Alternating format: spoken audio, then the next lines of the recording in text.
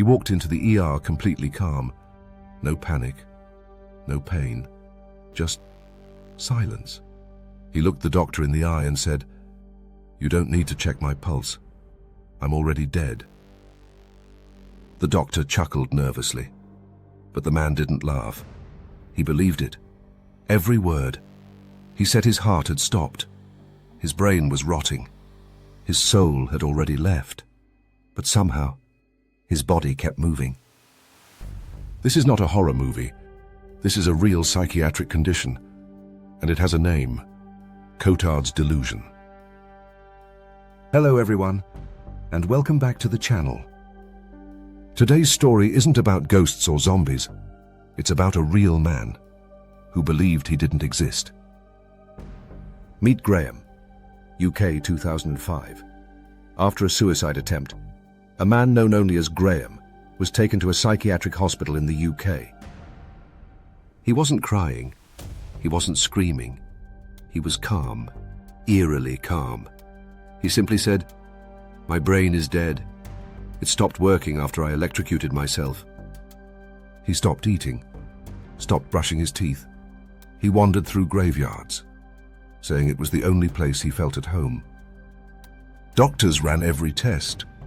Physically, he was alive, but his brain scans told another story. The parts of his brain responsible for self-awareness and emotion, the frontal and parietal lobes, were barely active. In fact, his brain activity looked similar to someone in a coma. He was conscious, but neurologically, it was like he had already shut down. What is Cotard's delusion? Cotard syndrome, also called walking corpse syndrome, is one of the rarest mental disorders in the world. People who have it genuinely believe they're dead, or that their organs have rotted away, or that they simply no longer exist. It was first discovered in 1880 by a French neurologist, Jules Cotard. One of his patients believed she had no blood, no brain, and no soul. She refused to eat because she said, "Dead people don't need food." This is the terrifying paradox of Cotard's. The body is alive, but the mind is grieving its own death. What causes it? Cotard's isn't caused by ghosts or demons. It's caused by a collapse of identity. Most cases are triggered by severe depression, extreme trauma, near-death experiences, or overwhelming grief. The brain, overwhelmed by pain, pulls the emergency brake, and in doing so, it detaches from itself. Psychiatrists describe it as existential numbness taken to the extreme. What science says? In Graham's case, doctors used a PET scan to measure his brain activity, and the results were shocking. Regions tied to self-awareness, emotion, memory were barely working. Dr. Adam Zeman, a neurologist on the case, said, "His brain looked like it was unconscious, but he was awake, speaking, moving." This gap between physical life and psychological death is the core of Cotard's. The body continues, but the sense of self is gone, the emotional reality. People with Cotard's don't just say, "I feel dead."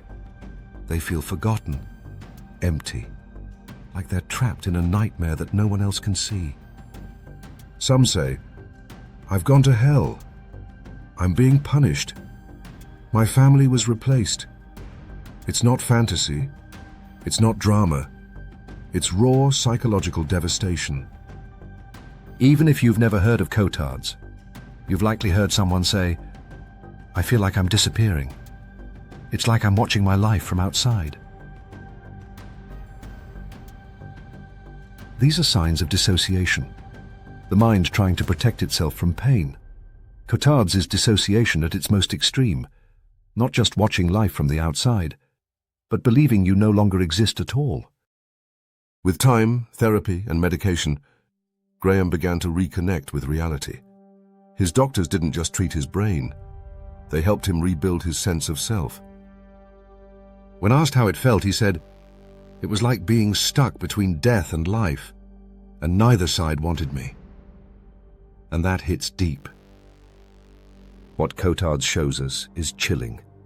You don't need to lose your life to feel dead. You just need to lose your identity. And once the mind stops recognizing itself, everything becomes noise. Thank you all for watching. If this story hit something deep, leave a comment below and subscribe, because next time we might just dive deeper into the strange corners of the human mind.